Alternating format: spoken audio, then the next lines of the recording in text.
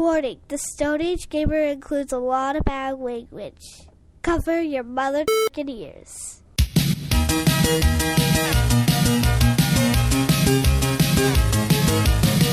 Good evening and welcome to the Stone Age Gamer Podcast. I'm Kris Randazzo and joining me tonight is... I'm not going to do that to you twice. Joining me tonight is... I was wondering, because... Rolling brownout. Dan Ryan. Apparently. Coincidental power outage, Dan Ryan. Oh, God. We're now well into 2024, and you know what that means. Dan and I get to talk about all the games coming out this year that we're excited about. What hopes and dreams of ours will be dashed? Let's buy good games from awful companies, because the Stone Age Gamer Podcast starts now.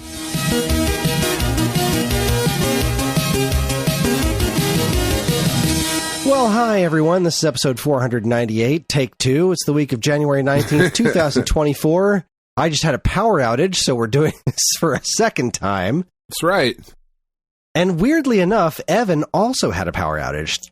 He lives nowhere remotely close to me. No. We lost the master recording and my recording. Dan's doing just fine. He's got He's got all kinds of vamping recorded on there. The word thruple apparently came up at one point. I'm looking forward to... I said thruple a whole bunch. We went into the Den of Honesty is where we reside, Kris. There was some honest, frank discussion that was had between me and the listeners. I can't tell you how happy that makes me. I really can't. How you doing, Kris?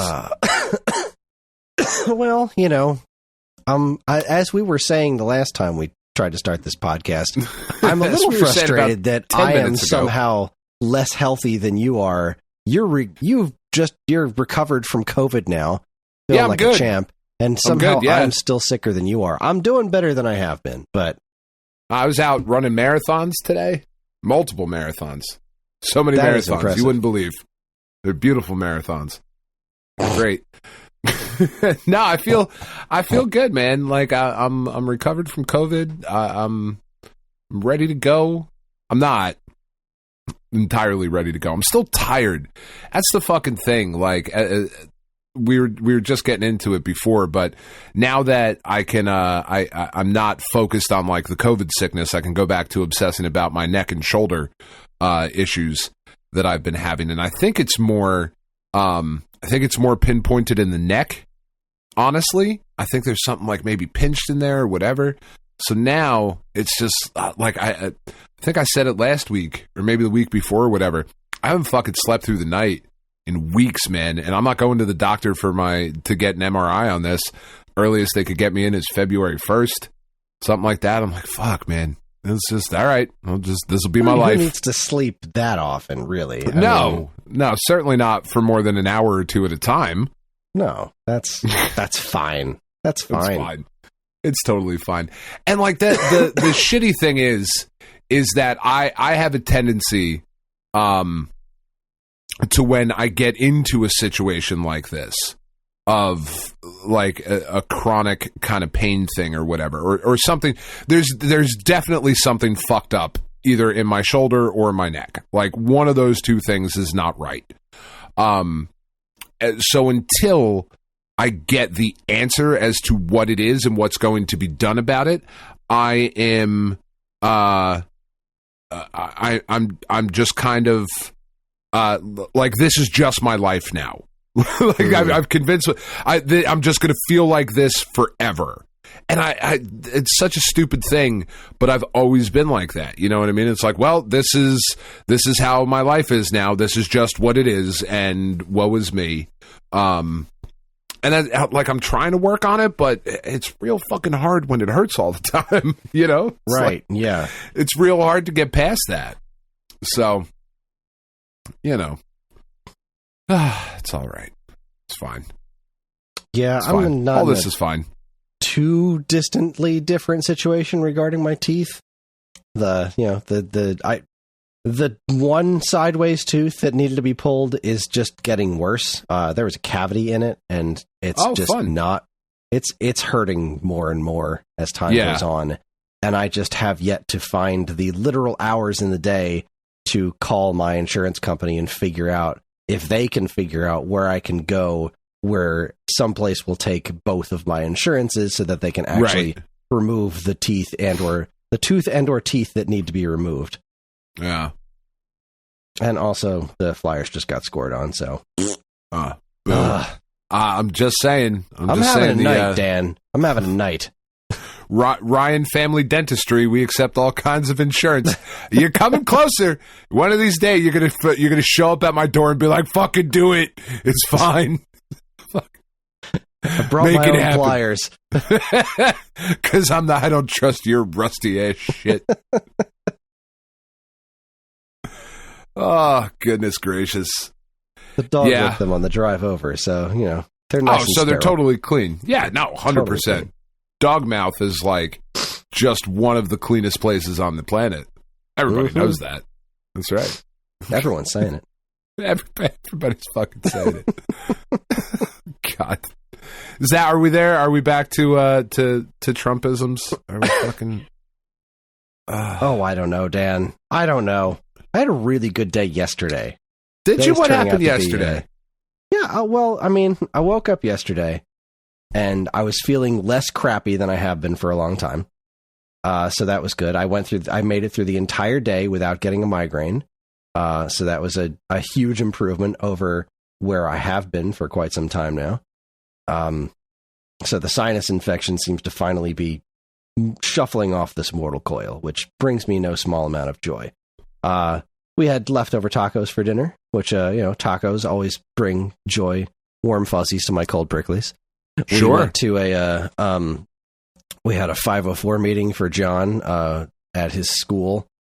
Just, talking to them about the general status of his various things that he needs help with on a daily basis. And he's doing great. That's he awesome. Doesn't even need some of the things that have been allotted for him now. It's just it was a really, really positive meeting. It was wonderful. That's great. I made a lot of progress on the Mario video that I'm hoping against hope I'll have done for Monday. I'm trying real hard. I'm almost done with it. If I can find time to get it done tomorrow, that's going to be my plan. But I made some progress on it, and I'm pretty proud of it. And there was a really, really exciting game announcement, which we'll get to in a little while. At least for me personally, just extraordinarily exciting. So, yesterday was a really good day. Today seems to be going a little less so. We had that power outage. Cost me today it can go pound sand. Cost me my gambling situation for the evening. Looks like the Flyers are about to blow it here in the third period, which that's I guess that's par for the course. Sometimes they're having a good season. The game better than last year. I didn't watch them last year, but I tell you, the game that they won the other night was fan-freaking-tastic. They still got 15 minutes left. They could still get scored on a few more times and just really close that game. Really close out the day on a high note. Absolutely. And I can't. Oh yeah, I still haven't. That's neither here nor there. Yeah. Okay. We're here. We're doing a podcast. And, oh yeah, look at that. They just scored again. Oh, this game's going right in the trash. Wow. The Minnesota Wild has just decided to win this game right here in the third period. I'm real glad I tuned into this. You know what? I'm turning it off, Dan. I'm doing it. I'm leaving. I'm not pushing my luck anymore this evening. I'm just going to go ahead, move on with my day. I'm not even going to background watch it. No, you shouldn't. You shouldn't. I got to be honest. I think the Minnesota Wild is like top 5 worst sports names in sports. I don't know if I'm going to limit it to just the United States. Minnesota Wild is such a shit name. I don't disagree with you, but as it was pointed out to me earlier today, they have one of the coolest logos. Their logo is just incredibly well designed. Oh, sure. No, that's fine. That's great. It's a fucking terrible name. Yeah, it's an absolutely terrible name. A great name. But it's not as bad as they changed it in like 2011 to something like really, or like late 90s, I think. I was just looking this up earlier. They changed their name for a little while to something really extreme. Okay. Where is it? There we go. Minnesota Wild became like the Minnesota Pussy Pounders. Like, oh my God, guys, Jesus, that's holy moly. That would be extreme. Now, where did I see this? In preseason, they originally were the North Stars? No, they were something else was the North Stars. And they changed their name to this nonsense. Where was the thing I was reading? Changed their... Oh, that's going to drive me bananas. I could have sworn it was just on their Wikipedia page. It's over there with the script. Hopper has that as well. Seriously. Hopper, stop stealing my shit. Stop stealing my fucking sports trivia. It's such a weird bro moment that we're having right now where you're trying to tell me about sports. It's great. I am certain, and I couldn't possibly be more certain about this, that Greg is listening to the show right now just screaming the answer at me. Although right now he's probably just beating his head against the wall because the Flyers are shitting the bed all over this third period here. I have such a hard time watching hockey. I want to love it more than I do. But I have a hard time watching it. I don't know. Always have. I do not. I have a really good time watching hockey. I'm a big fan. I like it. If there's a Devils game on, I'll sit down. I'm like, fuck yeah. I'm watching the Devils play some hockey. Let's do that hockey. Love it. But the Devils are very infrequently on here in South Jersey, which pisses me off because they are the New Jersey team, you fuckers, not the Flyers. Fucking turncoat bastards. But yeah, it's very infrequently on, so I don't watch it very often. And I have a hard time following. It's too fast. I'm too old, Kris. Like in Dragon Ball when the weaker characters are trying to follow the fights and they can't see with their eyes. I'm like fucking Krillin, just over on the side, like I'm gonna go bang my hot android wife instead. Never mind. You guys fucking blow the planet up again, you pricks. Be over here having some robot sex. Be great. You know what? It wasn't the Minnesota Wild. It was a different team. That's why I'm getting all confused here. There was a different team that had some sort of different name, I think. Now this is a rabbit hole that I need to figure this out. Let's see. Is it one of the Canadian teams that moved down, like the Quebec Nordiques or something like that? It was the Winnipeg Jets. Oh, which they're still a team, though. I forgot they were a team, and then I saw their logo, and I was like, oh, right, their logo. Yes, and they are still a team. But for a brief, from 1999 to 2011, they became the Atlanta Thrashers. Oh, yeah. I forgot they moved down to Atlanta and then moved back to Winnipeg. 2011 to present, they're back to the Winnipeg Jets, which is a better name than the Thrashers. Which is super extreme. It is super extreme, but it's still a way better name than Wild. It is. It is indeed. That is just a garbage name. Yeah. It's a garbage name. That it is. I stand by it. So, what have you been up to, huh? What have you been playing any video games? Since we're starting the show so damn late, let's move this along here. Barrel on through. I finished Spider-Man 2 this week. So fucking good, man. The final Venom shit. It would just, oh my God. He just takes a big old dump. Just drops a deuce right there on the stage, and you gotta fight it, because that shit's alive. It's alive. He looks at you, too. It's real weird. Like, the camera pulls up real close on his face, and it's like, we are shitting. It's like, oh, this is a weird choice, Insomniac. All right. I'm going to go with it, because the combat's so fun, but, like, it's no Great Mighty Pooh. If we're being on, no, the Venom fight was just fucking insane, and there's Insomniac is playing real fast and loose with the comic book continuity, You know, like the characters are they made it work for the Spider-Man game. Spoilers for anybody who hasn't played the game yet. Fast forward a few minutes or whatever. And you don't care, Kris. I don't think you do anyway. You're not going to play it. Nope. But I care because you care. As you are fighting Venom, Venom is Harry in this universe, not Eddie Brock. Because Harry is sick and he's dying. Okay, he's Harry, not Harry. Okay. Yeah, Harry Osborn. Now I'm just picturing a hairy Venom. She's just, yeah, it's weird. It's like gooey hair. It's not great. He's taking shits. Angry shits. Gooey, angry, hairy shits. It's a very weird game. Game of the year. No, Harry Osborn is sick. He's dying in the game, and Oscorp finds the fucking symbiote, and they do what they do. He becomes Venom. So you've got all this shit with like Peter and Harry going back and forth, and Peter has the suit for a little bit, and Harry gets all pissed off, and like they played that, you know, pretty similarly to how the original Eddie Brock story is, of like Peter rejecting the symbiote and the symbiote being all butthurt about it and being like, let's go fuck shit up. So that's all kind of in there. But then Peter, as there's this really cool bit with Mr. Negative, who's the main villain, well, one of the main villains in the first Spider-Man game.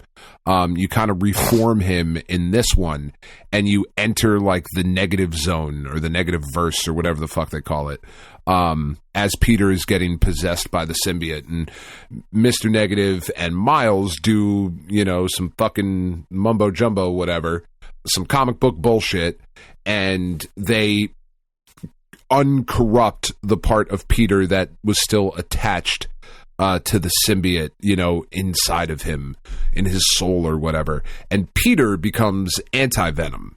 So like with the white suit and the whole fucking thing. Which again in the comics was Eddie. Eddie becomes anti-Venom, and now he's Venom again. It's the whole fucking thing. But none of that really matters. So you get all of the Venom powers that you had, because you get some really fucking cool special attacks and whatever.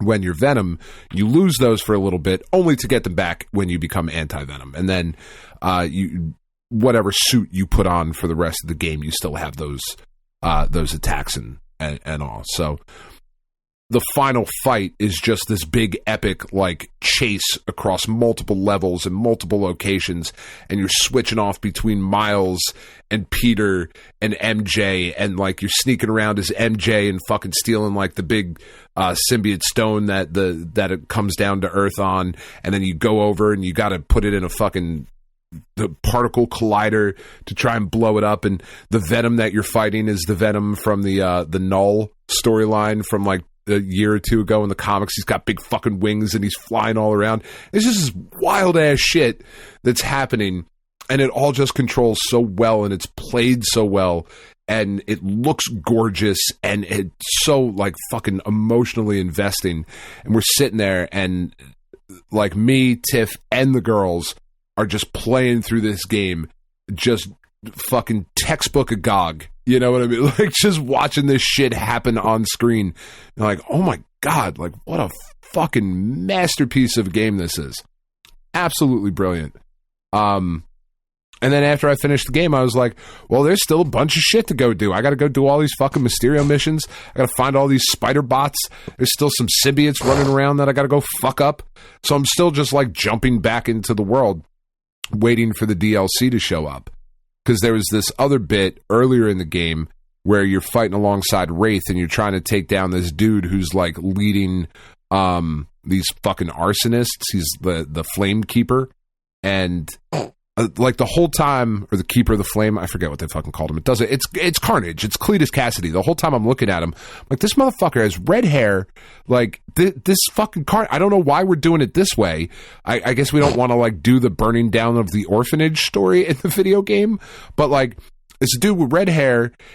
He's obsessed with fire. Like this is eventually going to be Carnage, and there's a bit where you're fighting and you fucking derail a train, and dude and all of his like followers grab a piece of the symbiote that was being transported on the train, and he starts fucking monologuing as the scene is playing out, and he's like, the world will be devastated, there will be this, there will be that, there will be carnage. And I was like, fuck yes, that's awesome, I'm so excited, give me some DLC with fucking carnage. I want him to mess up and say there will be Cletus. Oh, damn it. There will be Cletus. Fuck yeah, that would be awesome. But oh man, it's just such a good fucking game, dude. Just so good. Absolutely loved it. Could not be happier. Well, that's lovely. And that's about it. That's really all. I mean, Snap and Pad and whatever, but as far as Wasn't there mainstream, something in the news about gaming? Snap being in trouble or something like. No, they just raised like $100 million or something like that. They just got some sort of investment. The Newverse, who I think was the publisher, is in trouble. Like they were selling off a bunch of assets, but Second Dinner, who makes Snap, is totally fine. They just raised a bunch of funding. There was some Spider-Man shit in the news. I don't know. Did you have that pulled for a week old news? About the actress who's playing Mary Jane? No, I didn't. But I heard about that. Just fucking insane. Like, look, if you have ever thought to yourself, this actress, who's the face model for this character in a video game, what I'm going to do is I'm going to call her place of employment. I'm going to find out where she works. I'm going to call her place of employment, and then I'm going to start harassing her and falling down into this fucking conspiracy rabbit hole that video game publishers, Sony being the biggest offenders of these because of the shit that happened with Aloy a couple years ago. But we've made the decision that video game publishers are purposefully casting unattractive people in video games as models so that they lower the standards of traditional gamers, so that in the real world their standards for the women they want to date and or marry and or procreate with are thereby lowered. Like, whatever the fuck, shut the fuck up. What the fuck is wrong with you? Like, honestly, that is some weird ass shit to think. And I know that's like easy for me to say because I don't think that way. But like, if you legitimately have had that thought of like, this massive video game company is trying to lower my standards in the real, like, please go talk to somebody. You are not well. Like, in all seriousness, you are not well. Please go seek some professional help. To that is some end. Like, what's the end game of this? Like, I don't know. I'm not the people entirely who play sure. Spider-Man will now have lower standards for women. So, step 3, profit. I don't know. I didn't understand it. Like, if you remember a couple years ago, the whole backlash against Aloy when they were showing off the PS5 model for Horizon Forbidden West, they were like, this fucking bullshit. She's got facial hair. No, women don't have facial hair. What the fuck is Sony trying to do? And it was like, tell me you've never touched a woman without telling me you have never touched a woman. Holy shit, man. Guess they do. They're mammals. They're covered in hair. Fuck. Like, that just is what it is. Like, that.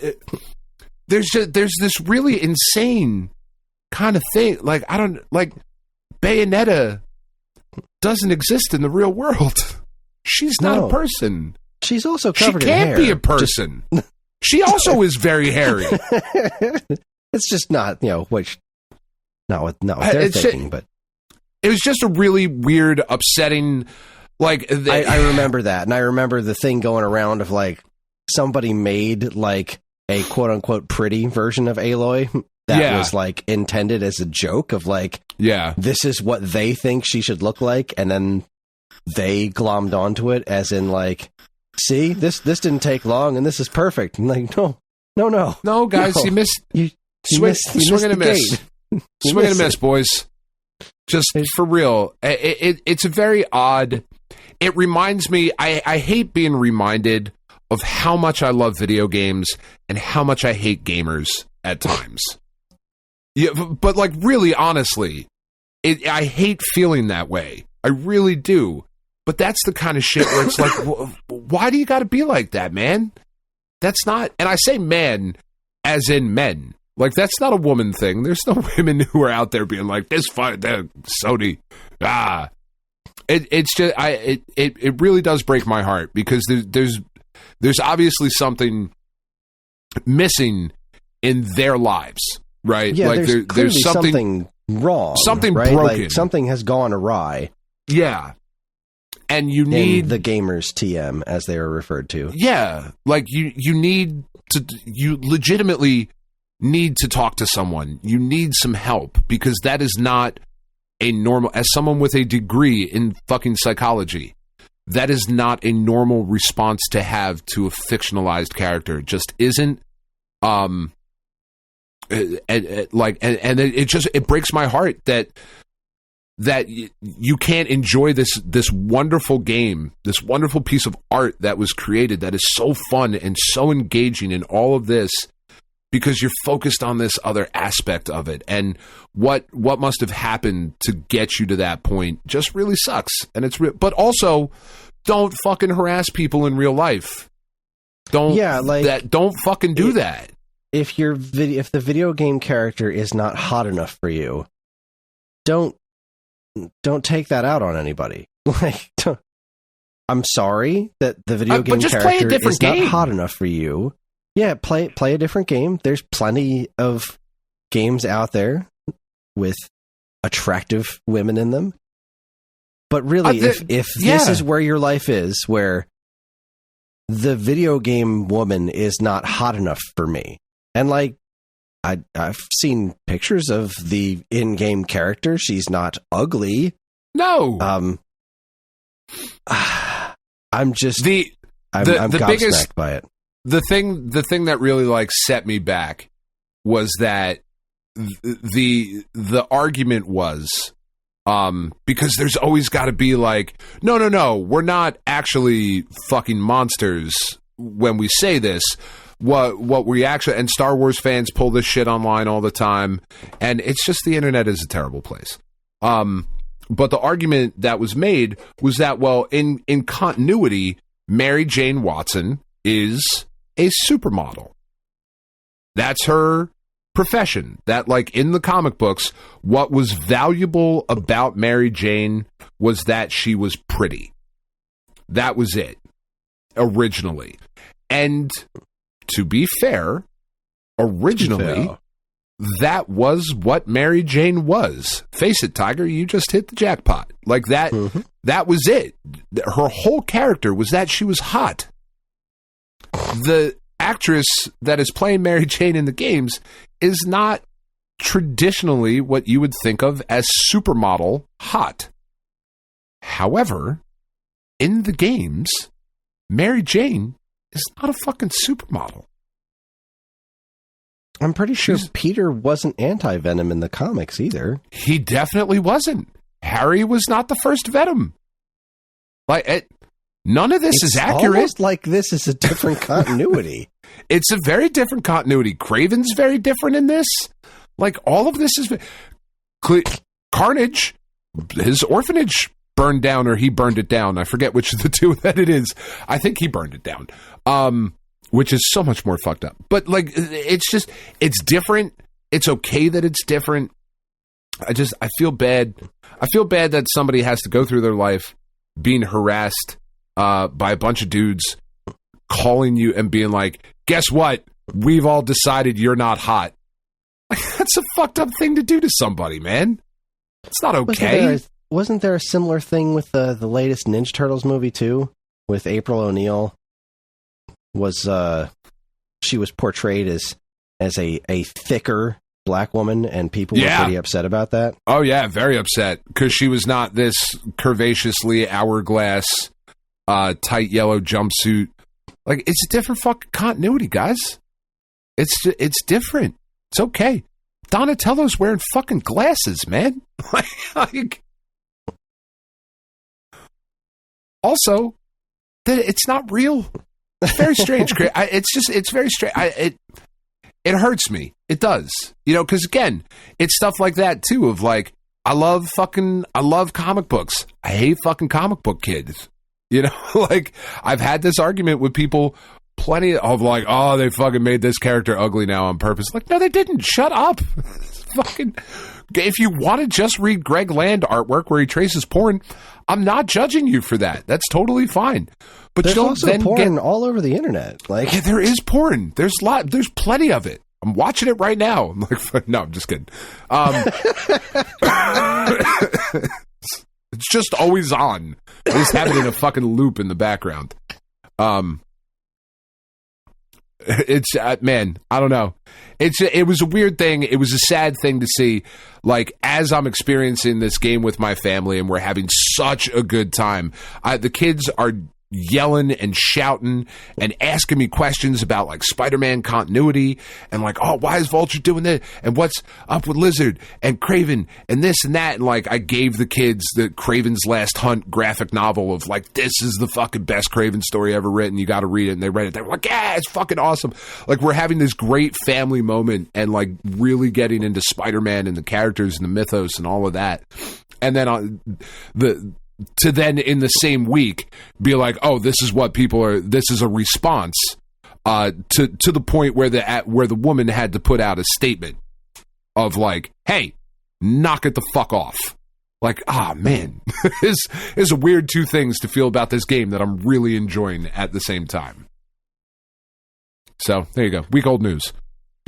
Well, I haven't talked about what I've been playing yet, and I've got some. Got some news. What do you got?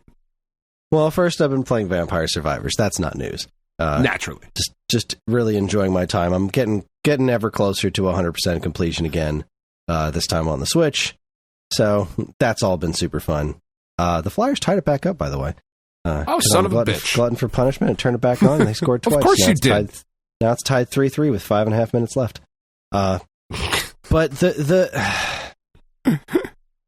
my Daily Dadish streak is gone. Oh, I know. What it is. Happened I'm so was, sorry. What I've pieced together is Karen's been playing a lot of the Suika game, and she plays it in the mornings. And a couple of days ago, I was really rushed. I've been working extra hard this week and not feeling well, so I've been trying to like catch up on all of the stuff I've been missing because I've been working so much slower lately. Yeah. And I was in a hurry, and the only thing I can think of is that I played the level on her account instead of mine. Because I went to go play it the other day, and my streak was gone. So you just turned it on and played it, and we're like, oh, fuck, okay. Like, yeah, I turned it off, I turned it on, I did the level for the day, and my streak was gone. It's like, what? What happened? Yeah. What happened? No. It was like 350 some odd days into this. No. That's so fucked up. Yeah. So I turned off parental controls. I flipped the date back one day just to see if I could fix it.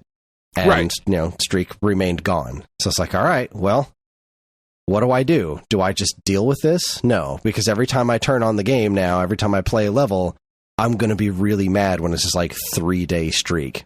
All right. Yeah, that's enough to make you not play anymore. Well, that was enough to make a normal person not play anymore. I went the opposite direction. I was like, all right, if I play 1 month's worth of levels every day, I should be able to catch back up by the end of the month. So I started trying to piece that together. I went through all of the, starting with, I think February 8th was the day it came out, or 10th or whatever. Started on the day it came out. I played through February, and then I did a test. I was like, all right, if I switch the date back to current so it doesn't mess with any of my other save files, then switch the date back to March 1st, will it work? And it did. So the next day, I went to do March 1st, and it reset again. It's like, I must have done something wrong. So I went back, I did all of February again, I did all of March, and it's like, all right, I'm going to do April today. This morning, I went to go do April, the streak was gone again. It's like, fuck it. That's it. I'm done. I'm not. I'm just going to live with it. I'm going to keep playing it every day because I can't not. I have to see what all the silly conversations are. Today's was about beans. It was hilarious. But I can't. I'm so angry about it. I'm so sad. Like, it was some How could you not mistake. I just wanted to get to that 365-day streak. That's all I wanted to do. I wanted to take a picture of that screenshot that says 365-day streak and just frame it or something. I just wanted it for the rest of my life, but I'm never going to have it now. Unless I play it every day again next year, which I'm just not going to do. And I'm really sad about that. But you might, though. I'm definitely not. I was already starting to feel like the fatigue of it. Like, I really like this game, but I don't love... I really like Dadish. Like, I love Dadish 1, 2, and 3. Yeah. I just like Daily Dadish because I like the concept of it, but the problem is that it's a speedrunning game. Like, in order to get the star, you have to do it as fast as possible. And that's way less fun to me than just doing the levels at a leisurely pace and trying to find the star and, like, taking my time to figure out the way to get through the levels. That's just way less fun to me. So... I'm definitely not doing this again. It was a really fun experiment.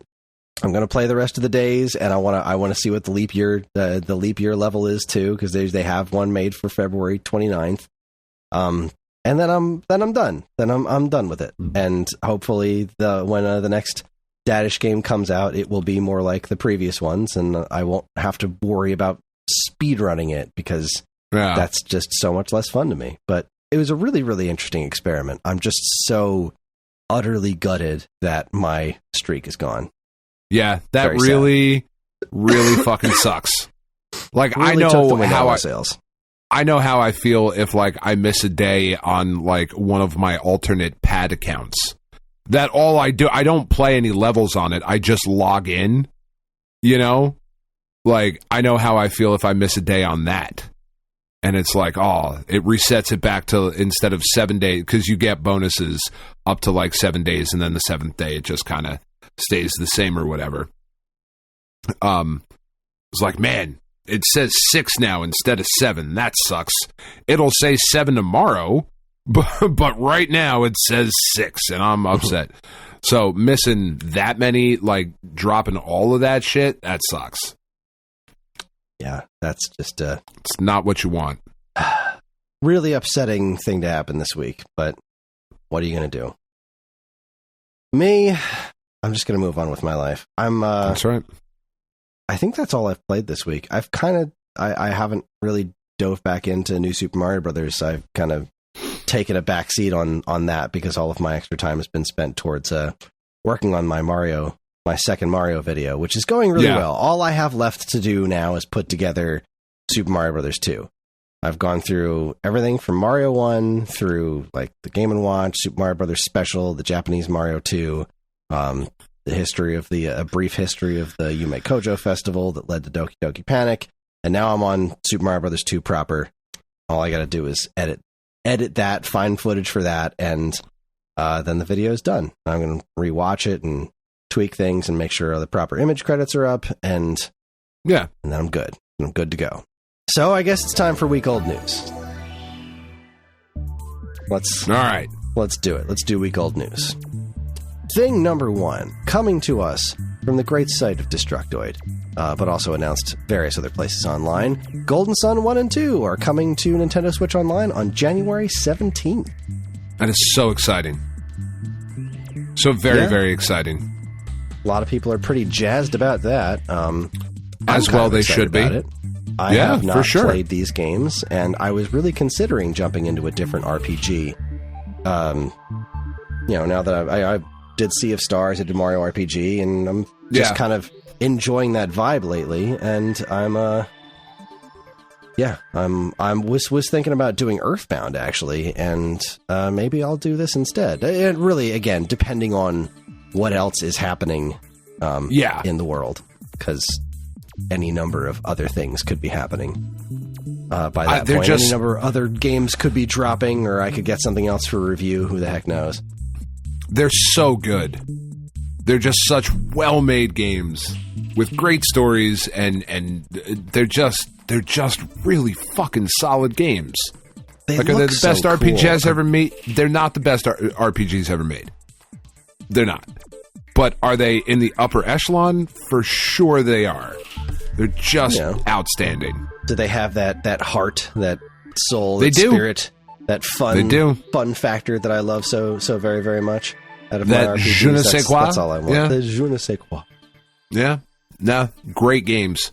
If you are listening to this and you have not played those games, I would argue that they are worth the price of Nintendo Switch Online just to play through them, and then you can cancel it. They're that good. That's high praise. All right, also coming from the great world of Destructoid. Nice to be alive. I cannot believe that this is a real thing, but here it is. Beige is back with the Atari 400 Mini. Yeah, that is a choice. There's an audience for this, right? There's the Atari PC loving crowd has been very vocal about the lack of Atari 400 and 800 stuff in things like Atari 50 and whatnot. They've been pretty vocal about their want for this to exist for quite a while. So this is some really impressive fan service from Atari. I'm vaguely interested in it just because of the sheer absurdity of it. But also, what's really neat to me is in the ad, which is just a phenomenal video. Let's see. It includes 25 retro games, miniaturized classic console, authentic iconic design, fun for all ages, HD TV output, joystick included. Where's the one that I'm looking for? It says, plus load your own games.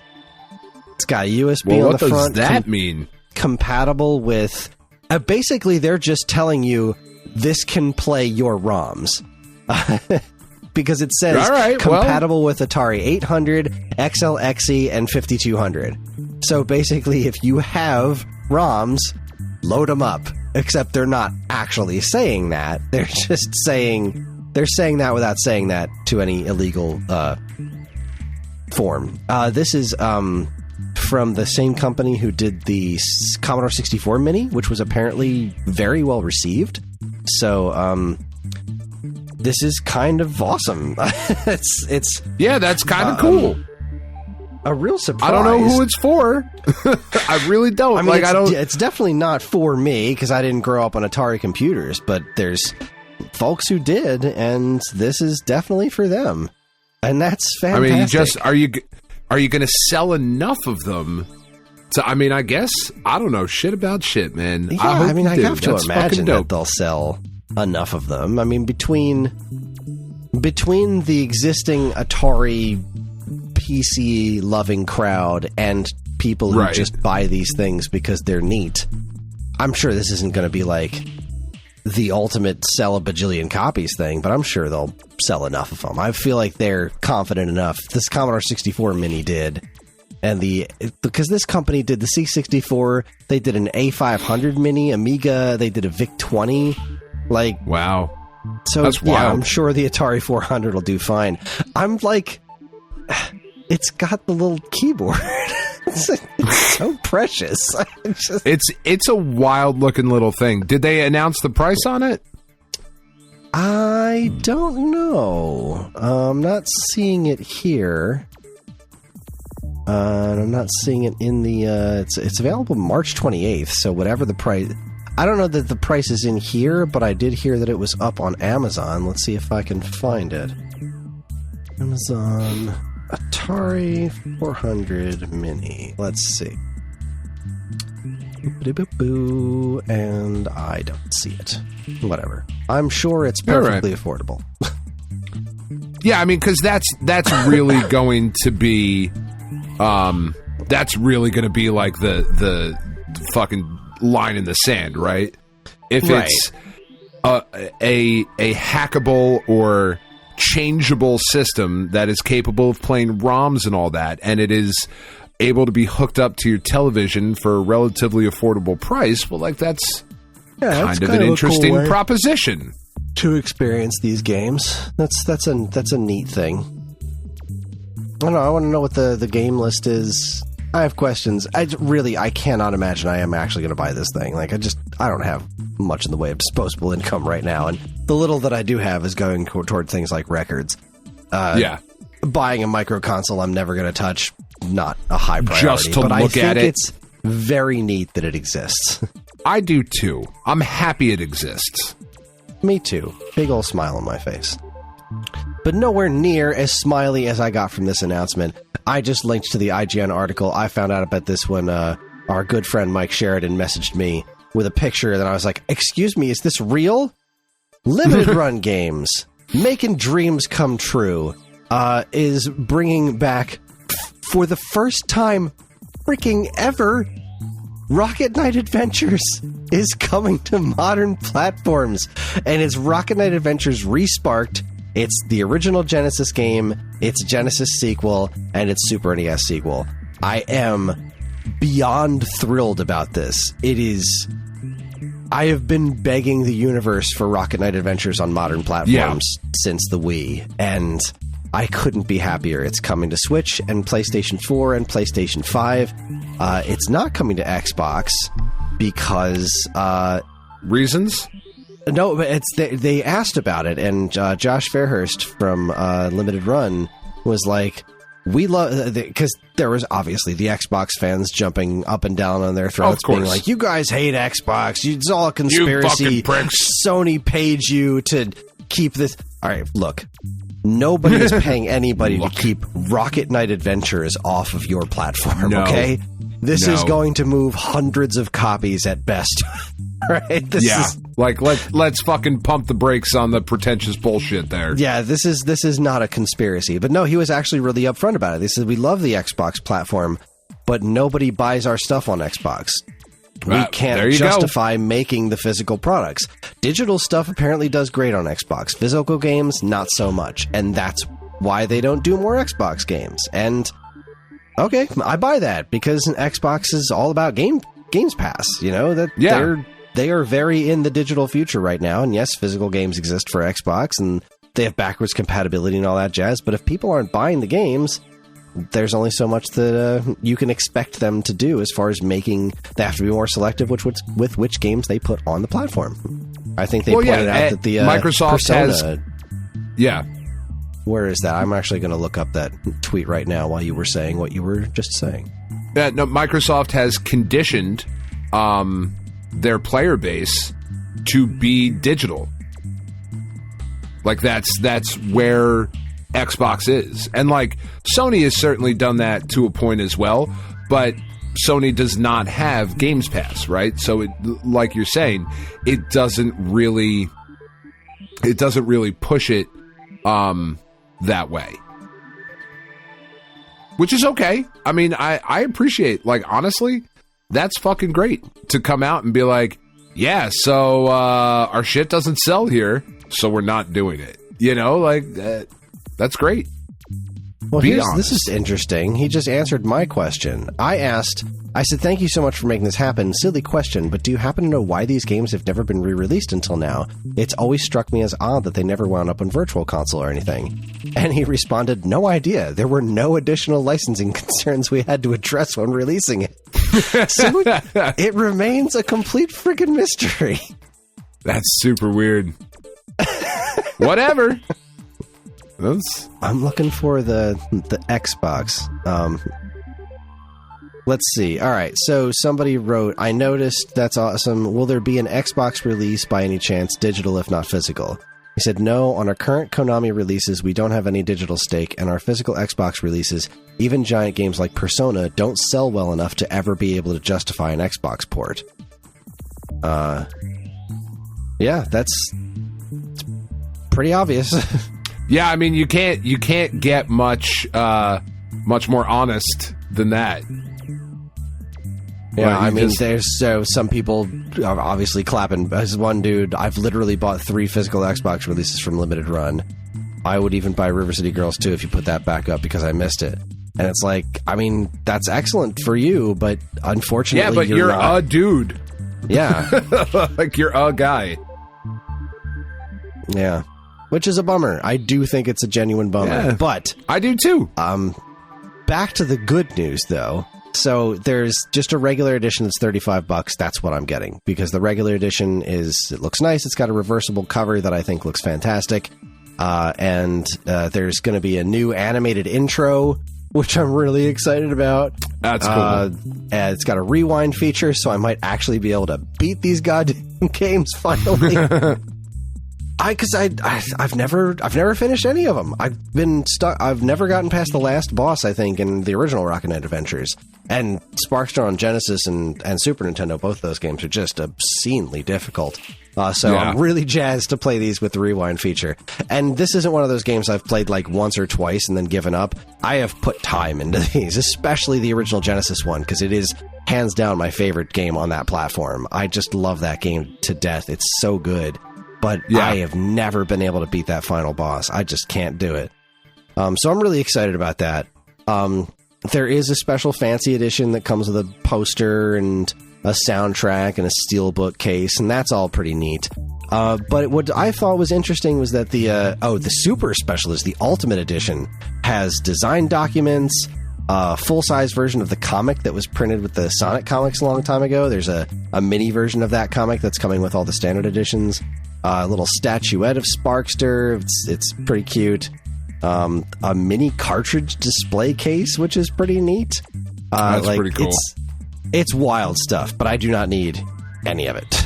I don't need a single thing from any of these special editions, which makes me very happy because I just want to get the regular one. However, there are other things coming as well. First off, before I move on to that, I will also say that at the same time they announced a Felix the Cat collection, which is super interesting. That's pretty cool. I think it is the NES game and the Game Boy game, or there's two Game Boy games. I'm honestly not 100% sure. I'm not super knowledgeable on the realm of Felix the Cat, except that I believe he is originally from New Jersey. He was created in New Jersey. I think so. That sounds right. So let's see. If I go to limited run games, this is what I find particularly interesting. So we're here. Well, let me look at stuff that's coming soon. Where do I find the pages for that? Not all distro. I want the new stuff. What's new? Show me all the... All right. Felix the Cat. What's in here? I'll look at the PS4 version, and it should tell me what we have in here. This new bundle will include 2 classic Felix Cat titles, Felix Cat on NES and Felix Cat for Game Boy. So it's just 2 games. Okay. I don't know. I heard the games are actually pretty good. I don't even think I knew they were Konami games, to be perfectly honest. But the interesting thing to me is that some of the coolest Rocket Knight stuff that's coming is not in these collections. So if I click on the Rocket Knight Adventures, just the standard edition for Switch, which is what I was looking at, on the suggested things, there is a Sparkster plush, which, oh my god. Yeah, that thing's really cool. This. It's $30 goddamn dollars. Dude, those like limited plushies are super fucking expensive. Like there's I think the company's called Makeship. We've gotten a couple things for the girls off of there of like weird video game characters that would like never get a fucking plushie release like mainstream. And they're like, yeah, we'll make it. Fuck it. Why not? If we get enough, we'll do it. And they've gotten enough, and we've gotten a couple, but they've been like $30, $35 kind of thing. Yeah, and like, how big is this fella? Does it say? Doesn't matter. He's adorable. He is adorable. He's a foot tall. He's about 12 inches tall. That's not a bad size. That's a pretty decent sized plush. I don't know. I don't need a $30 Sparkster plush. I really, you definitely don't. But I mean, the other thing. When have we worried about need? Well, when there's only so many dollars to go around, and there's also a Rocket Knight Adventures Resparked 3 LP vinyl soundtrack. Yeah, that's fair. Now, this is what's really holding me up on this one. My favorite soundtrack of the 3 is Rocket Knight Adventures, which I already have on vinyl that was gifted to me. Right.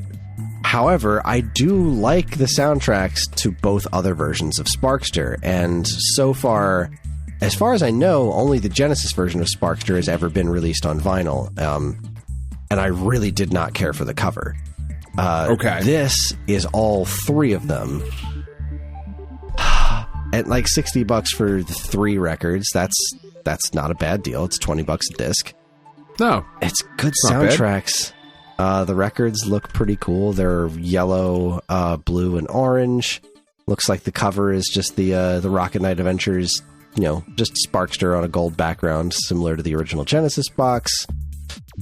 Oh, I don't know, Dan. I don't know what to do with my life. I need to get the game. That's thing number one. Like, I'm 100% $35 for all 3 Sparkster games on my Switch. You better goddamn believe it. Like, that's not even a question.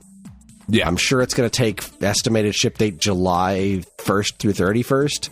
Okay, I'll wait till July. I've been waiting. Of 2025, most likely, for being honest. Yeah. You know what? I've been waiting long enough. I'll wait longer for this. I don't care if I have to wait till summer. That's fine. As long as I get it, I'll be a happy camper.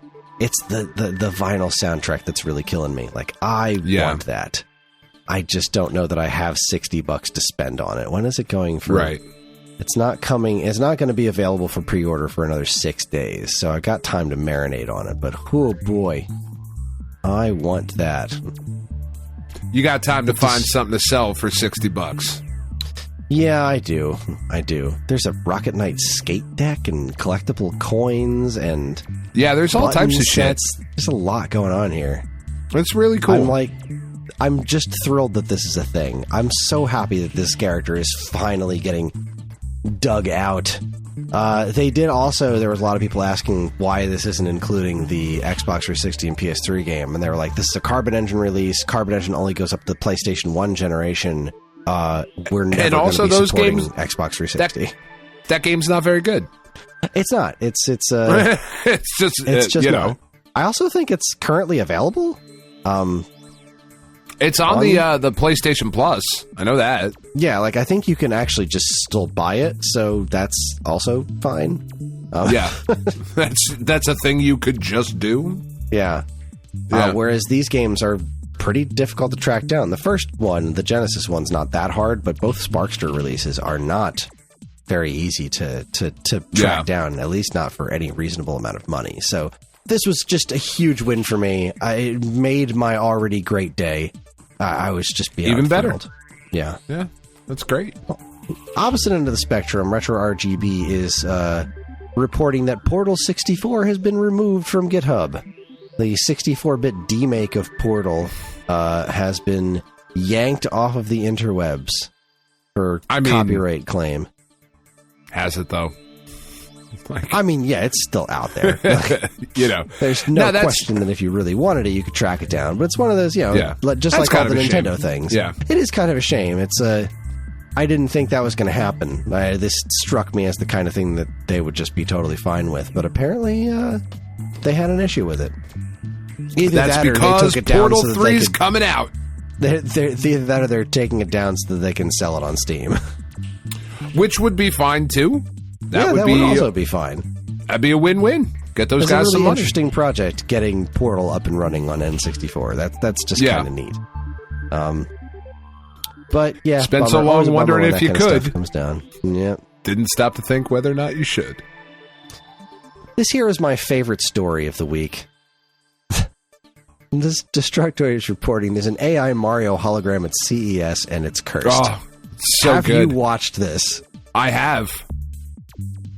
I love that he just sounds like a fucking mook Italian dude. I like it. He sounds like He sounds like what a robot thinks a mooky Italian dude sounds like. Yeah, like he's not doing a voice. He's just talking like this. It's so good. And he's standing there awesome. All stilted. Yeah, it's fucking awesome. I can't even understand what he's saying. It's amazing. It's wild because a fucking decade plus has gone by since the last time I was in fucking Disney World for it's not Disney World. Where the fuck is it? Is it Epcot? It doesn't matter. They have this thing that is an interactive Crush thing. So Crush from Finding Nemo. And it's just a big fucking movie screen of Crush, and it interacts with the crowd. So I'm pretty sure that the way it was done, the way it was explained to me, is that you fucking, like, there's somebody behind looking out at the crowd, and as kids are asking Crush questions, there's somebody back there with a microphone doing a Crush voice and be like, whoa, dude, fucking, yeah, whatever, you know. Like, they did that for us at the manager conventions. That's when I met Charles Martinet for the first time. He was at, I think it was a Game Crazy convention that we were at, and they had a screen, and Charles Martinet was doing Mario, and we all talked to him, and he was making crude jokes and stuff as Mario, because we were a bunch of Game Crazy managers, and then I talked to him afterwards, and it was just a fascinating little thing. Now, obviously, this is like AI generated, like the voice, but they couldn't even have taken like, there's no way this wasn't some sort of dreadful mistake. Like, it's not animating properly, and the voice just sounds like somebody did not toggle the correct voice. Like, it's just a horror show, and it's fascinating. Yeah, no, it's great. It's outstanding. I love everything about it. I'm just saying, like, they could have, like, you could do that. You could have just had a guy back there going, "It's a me, I'm Audio." Like, just fucking, you know. They could have, but then that wouldn't they be chose showing not off to. their fancy new AI nonsense. And this is what happens. This is what happens when you find a stranger in the Alps. When you find a stranger in the Alps. That's right. Destructoid also reporting Twitch cutting 35% of its workforce. Company issues statement. What is their statement? We're a bunch of fucks? Like, apparently Twitch just isn't profitable. Who knew? Like, people are making money on Twitch. I know a couple Snap creators are making a couple $100,000 last year. They fucking, like, but, and this kind of flies a little bit, I guess, in the face of what we were talking about earlier. Maybe it doesn't. I don't know. Life is complicated, right? Life is complicated. It's messy. You can be of two minds about certain things and whatever. There was just a thing that came out about Twitch where they banned, not only nudity is banned on Twitch, but suggestive nudity. So, like, if you're fully clothed, right, and let's just say, like what you wear in the summer all the time, Kris, you're lousy with tube tops in the summer, right? So definitely. if you were streaming on Twitch and you had a tube top on, so you were covered, but you put up a black bar in front of it to make it look like you were topless, then you could get banned from Twitch for even doing that. And like that, it seems to be that there's a happy medium to work out there to where you can have an adults only section, make your fucking money, like, be a profitable company, and also, like, do it responsibly. You know? I don't know. It seems strange to me. Because, no, like, I don't understand how it's profitable. I don't get it. You and I are massive gamers, have been our whole lives. How many hours a week do you watch Twitch, Kris? Zero. Literally zero. The only time I put Twitch on is when somebody I know personally is streaming something, and even then most of the time I forget to, or there are rewards for a game that I am playing, like the show does Twitch drops, Snap does Twitch drops. I will put on a content creator that is sponsored, that you get the drops if you have their channel on, but then I will just walk away. Like, I don't sit here and watch it. Yeah, and I know that we're a different generation. Your kids, my kids, watch people play video games. But the people who are watching other people play video games also don't have disposable income at the moment. True. They will in like 10 years, 5 years. Fuck, my kids are 14. They'll have sooner than that. But when I'm sitting down with my kids and they're budgeting out their fucking minimum wage bullshit job or whatever, which minimum wage is certainly better than it used to be, but still, when we're talking about their budget, are we going to be having the conversation of like, well, here are all the creators that you want to sponsor on Twitch as part of your, you know, McDonald's salary? Probably fucking not. I'm certainly going to try to steer them away from it. Motherfuckers are broke these days, Chris. I don't know if you know about that. I don't know if you've heard about in this economy. Come on now. It's a weird thing.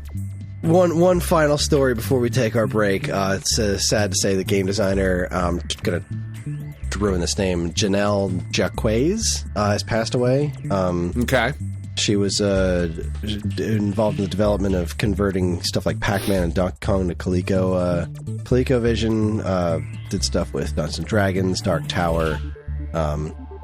She passed away, and unfortunately, her widow is saddled with a metric ton of medical debt because America. And it's just it's a sad thing. That sucks, man. That sucks. But with that, we're going to take ourselves a quick break. When we come back, we are going to talk about things we're excited about in the year 2024. You're listening to the Stone Age Gamer podcast from Geekade.com. Stick around.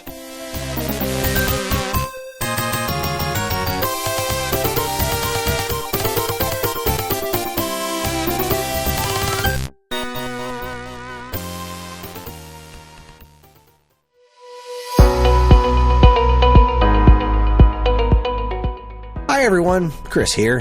Podcast listening is free, but podcast creation is not. That's why the Geekade Patreon exists. In an effort to help us pay the bills, we've got a Patreon page set up where you can gain access to our monthly podcast topic schedule, get early access to many of our shows, and more. If you'd like to help support Geekade and keep these shows running week after week, head over to the Geekade Patreon page, linked in the show notes of this very podcast.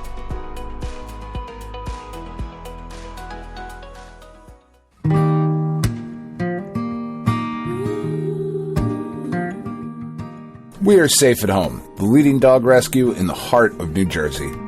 Are you searching for a loyal companion, a dog that will bring love and joy to your home? Look no further than Safe at Home. At Safe at Home, we believe in giving every dog a second chance. We rescue, rehabilitate, and find loving forever homes for dogs in need, right here in the Garden State. Our dogs are ready to make a lasting impact on your life.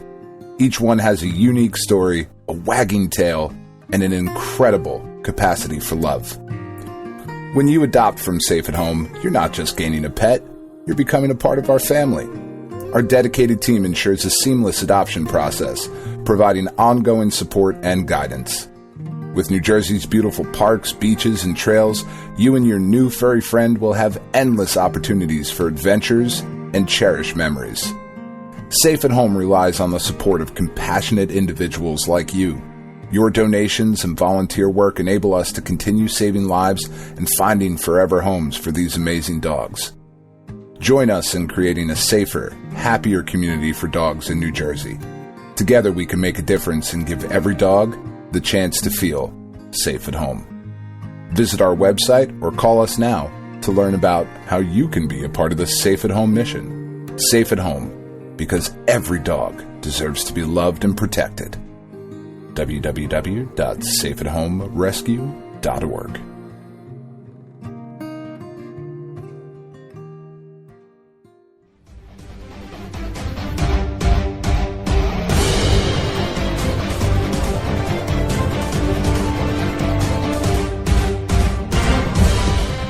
All right, welcome back to the podcast. We're going to talk about 2024, the year we're currently in. If you're listening to this in the future, in the year 2025, tell us why. Yeah, we'd love to know. We'd love to know how you got here. But unless you're doing research to find out how wrong we are about any sorts of predictions.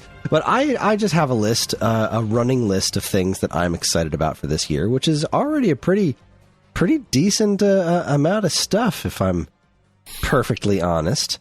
I'm excited, Syphil. I'm excited. I'm into this right now. And I just realized I have to add the Rocket Knight thing. So how do you want to do this? Do you have stuff picked out that you're excited about, or? I mean, I will as we're going along. Don't worry about it. Right. We're good. Well, very few bullshit with the best of us.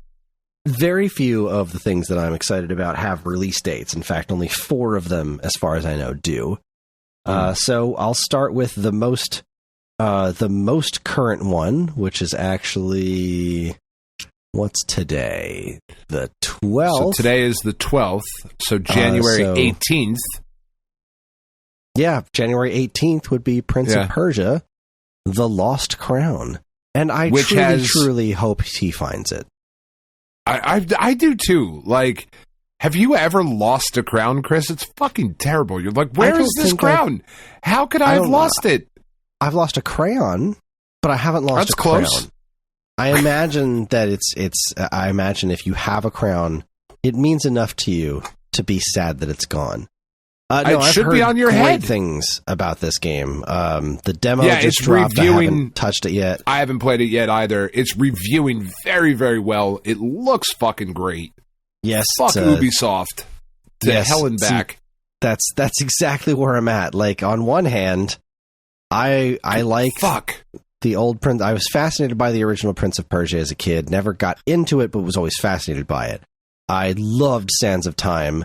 Liked Warrior Within, didn't play anyone past that. I rather enjoyed the 360 reboot that went absolutely fucking nowhere. The movie was outstanding.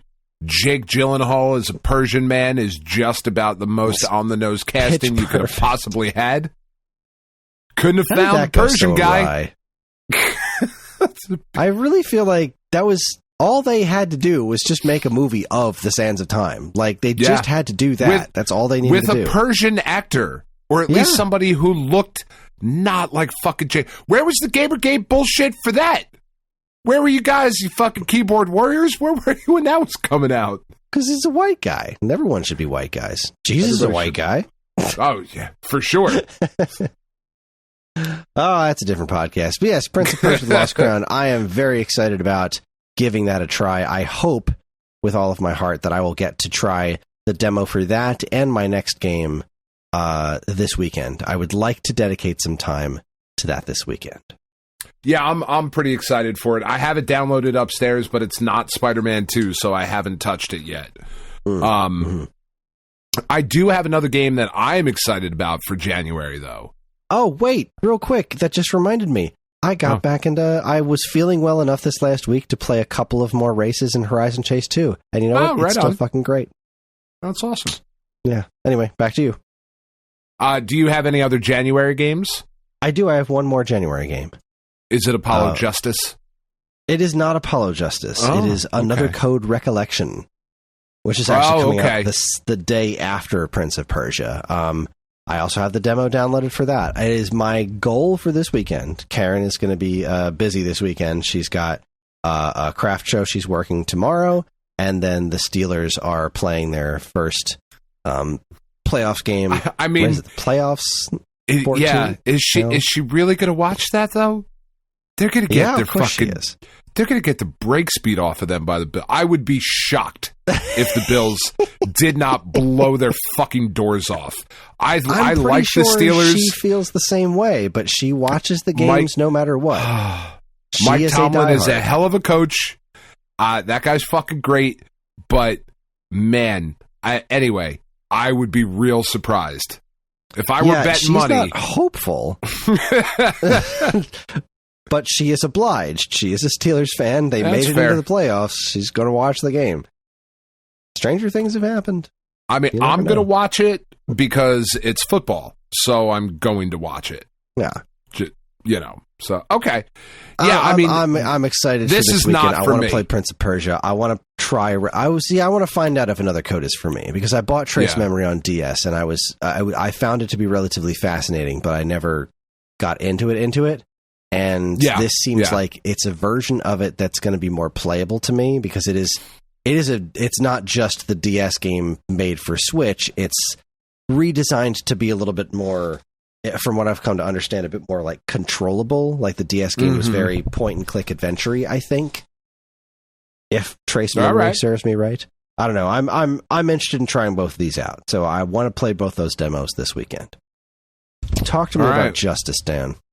Justice. No, that is not what I am interested in. What I am interested in, and I don't know why, because I haven't been really super excited about a release from this franchise for quite a while, but I am really interested in Tekken 8 coming out on January 26th. Wow, that's that soon. I didn't realize it was that soon. Yeah, the fucking bear looks great. Kuma looks amazing. Yeah. This whole game looks crazy. I really enjoyed. Very impressed by the visuals. I really enjoyed the time I spent with Tekken 7. That game was just a lot. Tekken's just really fun in general. I've always really, really liked Tekken, but I didn't play Tekken 7 until it was on like the PlayStation Plus, and I got super excited because you could get like Bullet Club shit in there. So like whenever I play, like Eddie Gordo's fucking rocking a Bullet Club t-shirt because that's amazing.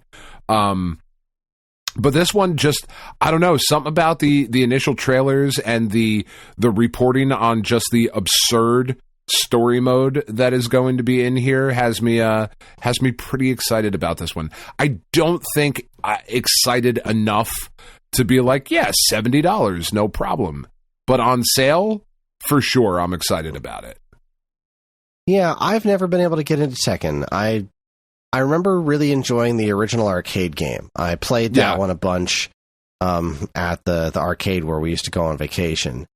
But I never felt like I understood what I was doing, and it never felt particularly good. This trailer is amazing. He just asked a panda to marry him. He's got a fish. There's something weird about that trailer that I'm just really into. I have always enjoyed Tekken's existence for just the fact that it has always been willing to take itself seriously while completely taking itself not seriously at all. Like, the fact that Kuma exists is just like it's just fucking absurd. Yeah, Paul's there's always hair, some just completely big eraser absurd head looking motherfucker. And like that's the thing. It's great. Tekken takes its main story like super seriously. It's like anime nonsense, super awesome realistic characters, but they take their joke characters just as seriously. Like they put just as much effort into shit like Kuma, the fucking Tekken 3, and it might have been in later ones too, and forgive me if I'm not mentioning them, but the training dummy that you could eventually unlock and play as the fucking what the heck training was that dummy. Thing's name?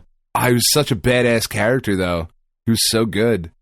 Yeah, but like I love it. I got really good with King for a while.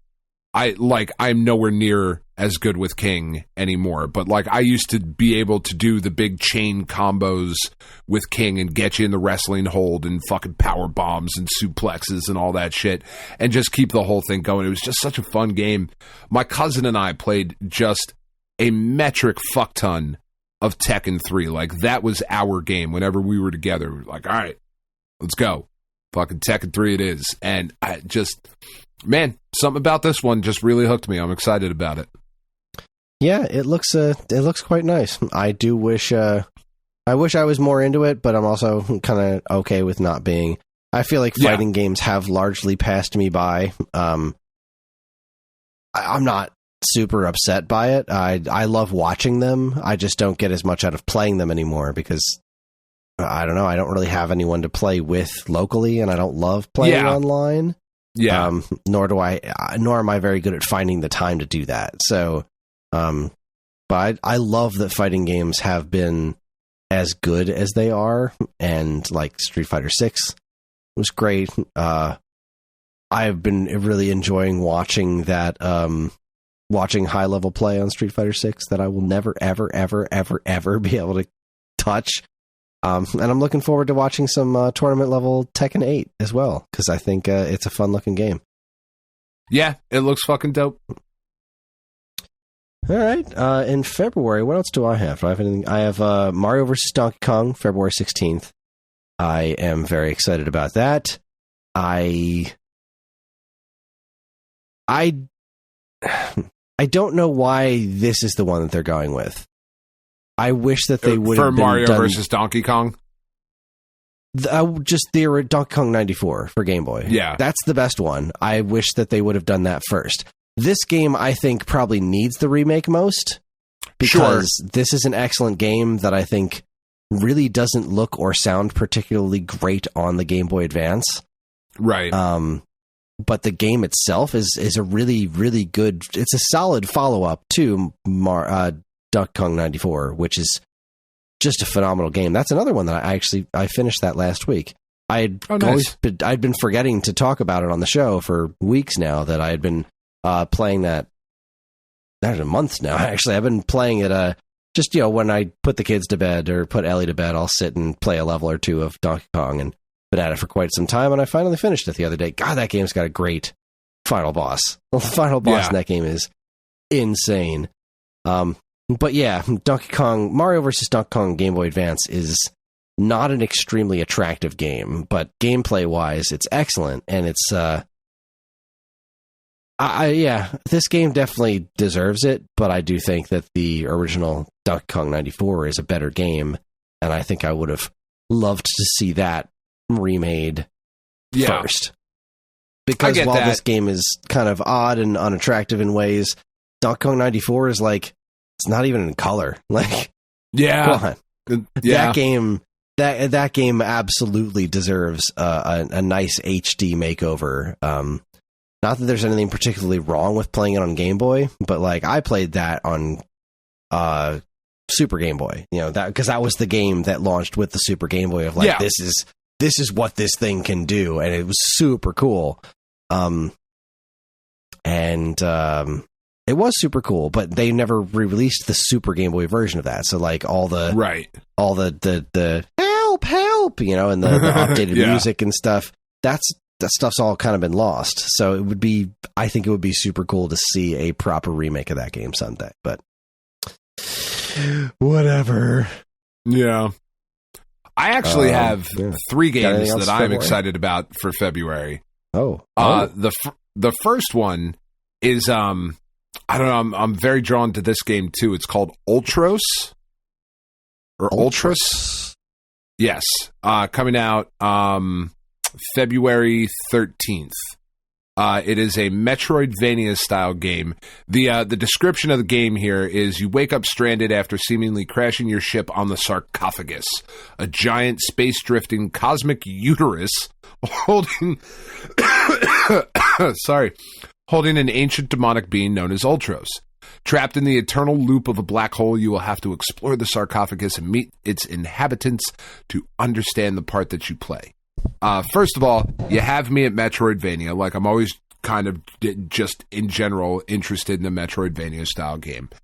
But then watching the way that this game moves and the way that it looks like this really trippy, psychedelic, Lovecraftian kind of weird fucking setting. I'm super drawn to it. It looks really neat. It's very colorful. Yeah. It's like almost Mardi Gras, but like not. But like weird, like cosmic, trippy Lovecraft. But it's those colors. It's a lot of like pinks and purples, and reds and stuff. It's very interesting looking. I haven't heard of this one. That's pretty cool. Yeah, I think just looks super fucking cool. I'm really, really hoping that it is like, I need something to scratch the fucking Hollow Knight itch. That is just, oh god. So I'm excited about this. I'm obviously excited about Final Fantasy VII Rebirth. That goes without saying. We don't really need to spend any time talking about that. We all know what it is. The thing I think I'm most excited about in February, though, is a PlayStation 5 and PC game coming out February 22nd that is called Pacific Drive.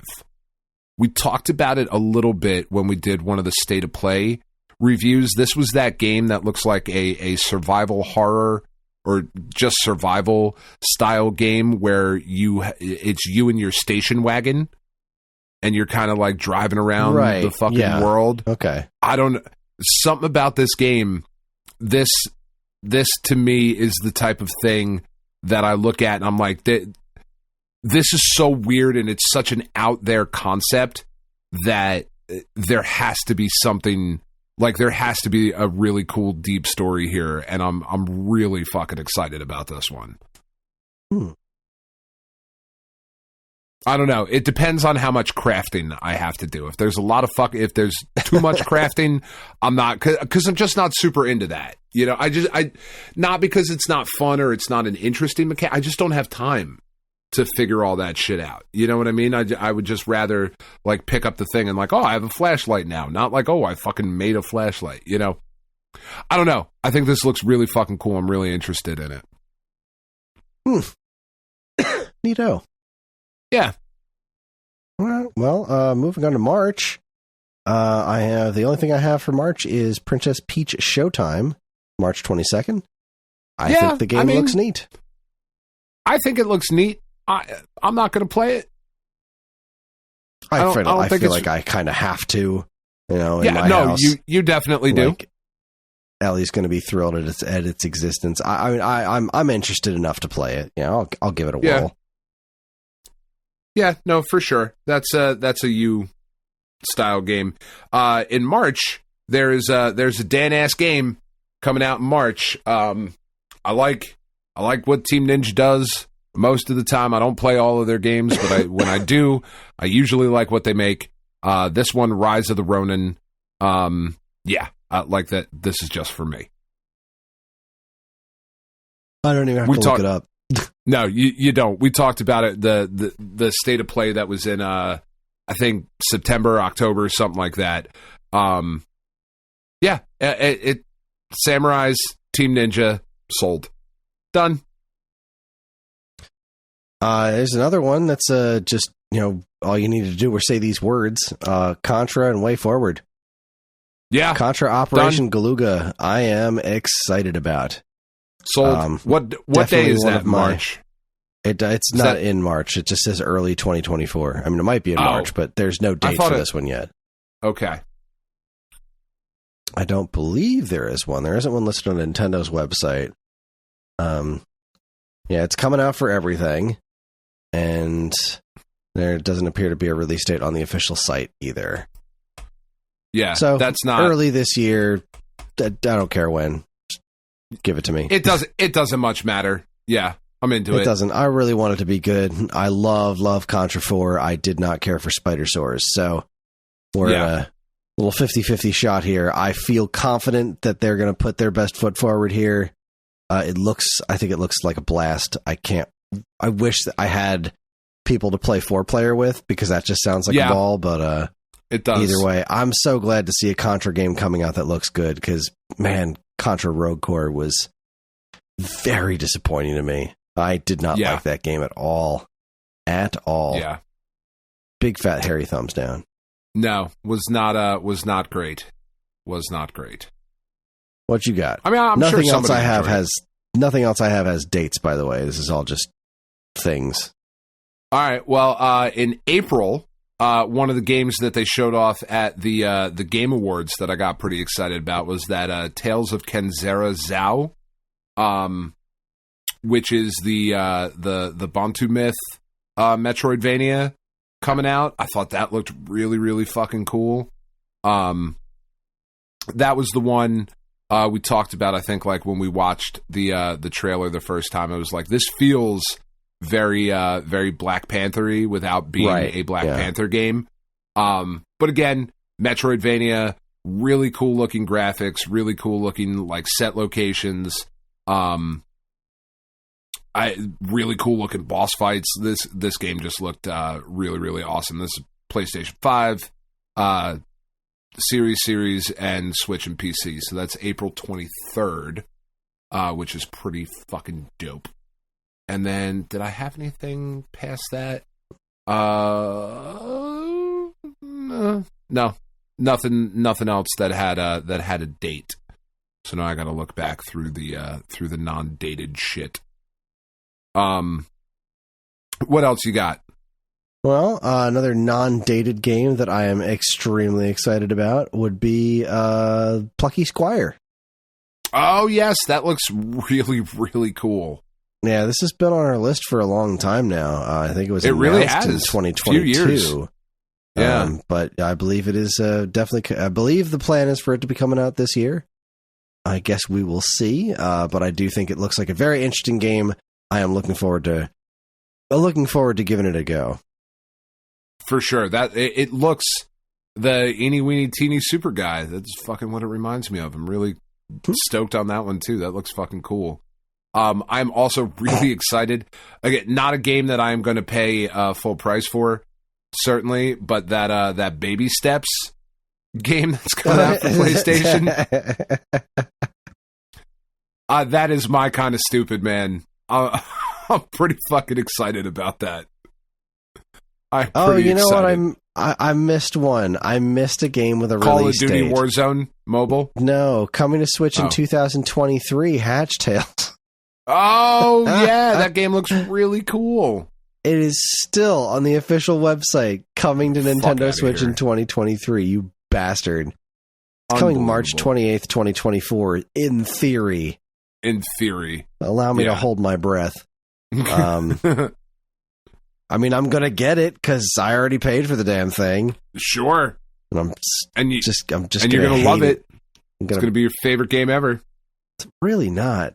Will that make it that much worse? Like if you do end up loving it? You're like, it's just really fucking the game. Good. I know what the game is. You know, they didn't change the core mechanics. They just changed its personality. And the core mechanics are decent. It's a TUI game. Okay. Yeah. All right. It's all fine. right. Except now I'm using a fucking generic ass grappling hook. Yeah.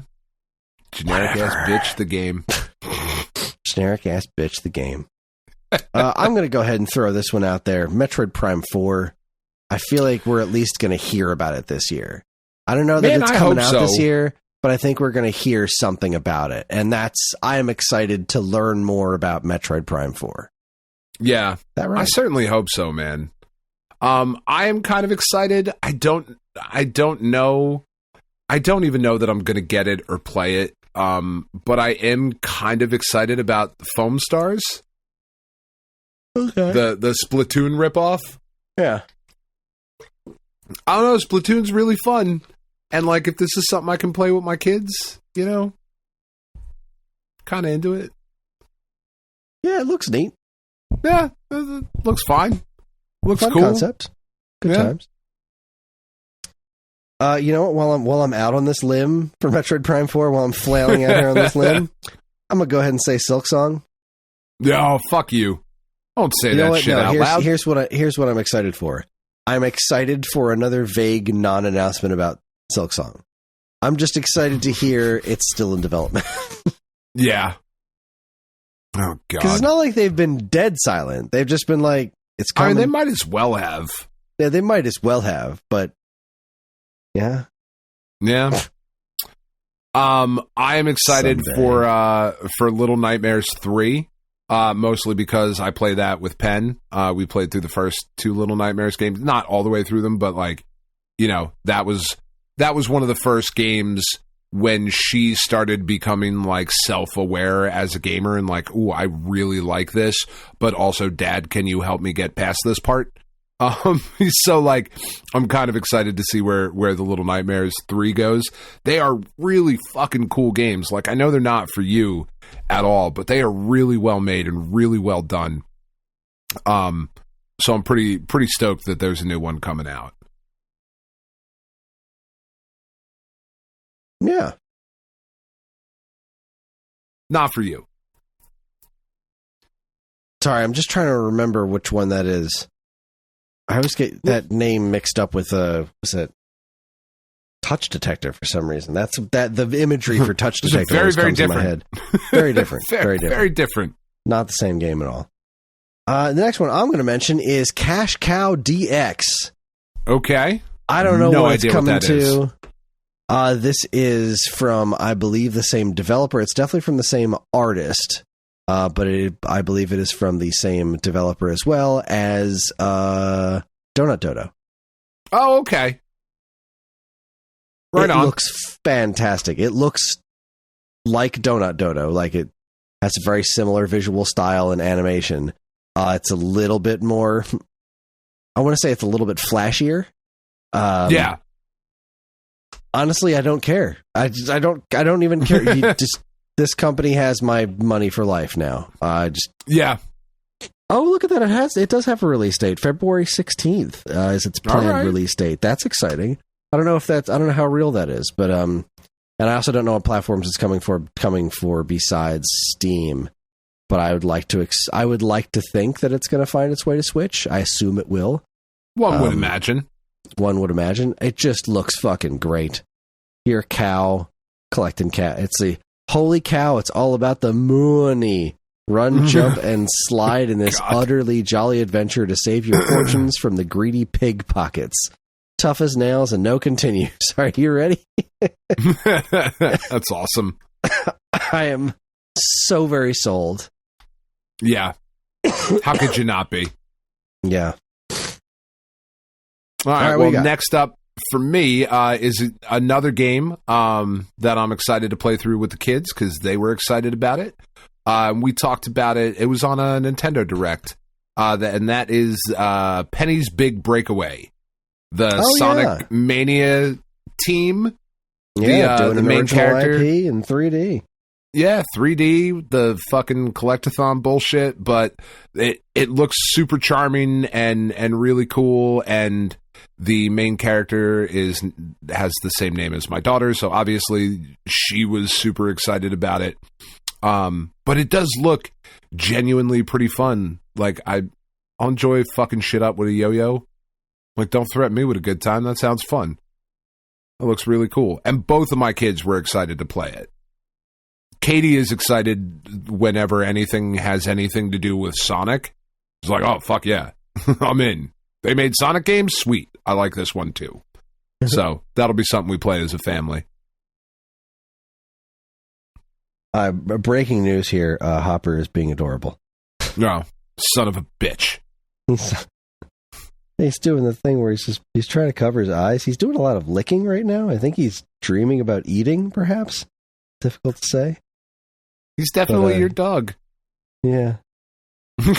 Closes his eyes, just sees fucking milk bones dancing. Oh, fuck yeah.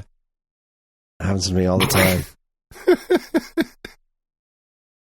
All right, let's see what's next on my list. You know what? I'm pretty excited about Paper Mario 1000 Year Door. Sure. I also had designs on perhaps moving on to finally playing through the original Paper Mario, though 1000 Year Door is the one that everyone says is the best. Right. But you're you, and if you're going to do it, you're going to do them in order. Exactly. And I would like to give this series a serious shot. I really enjoyed replaying Mario RPG. That was no surprise. And this does seem to be the heir apparent, seeing as Paper Mario was originally called Mario RPG 2. So, I've tried to get into Mario and Luigi a couple of times now, and I like the music, I like the visuals. I don't know what's holding me back from playing through that game. I really don't. There's just something about it that I keep getting stuck, as in I don't know, I'll play it. It's not exciting me, and I really can't put my finger on what it is. And I feel like it should be. It ticks all the boxes, but it won't stick with me. So I want to give Paper Mario a serious shot. Maybe that'll stick with me. But 1000 Year Door looks nice. I'm excited. It's excited to give that a go in theory sometime this year. I am considering getting an Xbox. We've talked about for the Kojima game, which isn't, or Kojima, fucking whatever. But I am also really excited for Senua's Saga Hellblade 2. That game just looks absolutely fucking incredible. I mean, I will agree with you, and visually speaking, it looks incredible. Yeah, I'm not sure I understand it, but it's a game about mental illness, right? It is, yeah. There's a lot going on. The first game was very deep, very affecting, but very respectful. Like, it wasn't just done for like gags and you know, like scares and whatever. This one looks just so much more effective because it just looks so much better, and there's a lot going on here. And I know that there's been some rumors word round the campfire of Xbox looking to loosen their exclusivity on things and start publishing for all the other systems. So, obviously, if I don't have to buy an Xbox to play this game, I would be certainly very excited about that. But this is a game that looks, I think, that good. I zoned out for a second. Which game was that? Senua's Saga Hellblade 2. Senua's Saga. We're still talking about Senua's Saga. Sorry, I just lost track of reality for a second there. It's getting late. It's getting late. I'm back in. Yeah. I understand. I remember seeing the first one. Did you ever see the first one running on Switch? No. It's fucking crazy. It's one of those games that you look at and it's kind of like Doom, where you just look at it and say, "All right, all right, you fucks, how'd you do that?" Yeah, because I remember seeing the first Hellblade: Senua's Saga running on Switch and being like, "No, stop it! That doesn't seem right. That doesn't seem correct." But here we are. I'm going to move on to something very different and say that I am excited to try Luigi's Mansion 2 because I love the original Luigi's Mansion. I love the third Luigi's Mansion, and I've never played the second one because it was on 3DS, and I just didn't feel like it. I just didn't want to play through the game on 3DS, and so I didn't. And I'm kind of jazzed about it. I like Luigi's Mansion games; they're pretty good. I think it looks really cool. Another one my kids are very excited about. Well, there we go. Yeah. I am very excited if it ends up coming out this year for the Silent Hill 2 remake. Oh. That game, so fucking good. And it is... I gotta say, that one makes me a little nervous. Why? Silent Hill 2. Now, I am not a master of the Silent Hill franchise, but I do know a decent amount about Silent Hill 2, and I do know that subsequent Silent Hill games have really missed the point of, say, Pyramid Head. This is a thing that was tied to Silent Hill 2's character, and then they've kind of turned it into a mascot of sorts. But I do understand a lot of what makes Silent Hill 2 in specific such a beloved game. So when you take something like Silent Hill 2 and you remake it, you better not fuck it up. And I can't say that I trust Konami a whole lot. Well, it's a similar situation with that Metal Gear Solid 3 remake. Like, okay, but... See, and I hadn't mentioned that one yet because I do think out of everything we know, that is my early contender for Game of the Year. Like, in the way that we sit here and we pontificate upon what could possibly be our Games of the Year based on what we know here in January. If they nail the Snake Eater remake, that is my favorite Metal Gear Solid game. Hands down. It's not even close. That game, I think, is just fucking brilliant. It's the bee's knees. It is the Badgers ascot even. I will go that far. Whoa.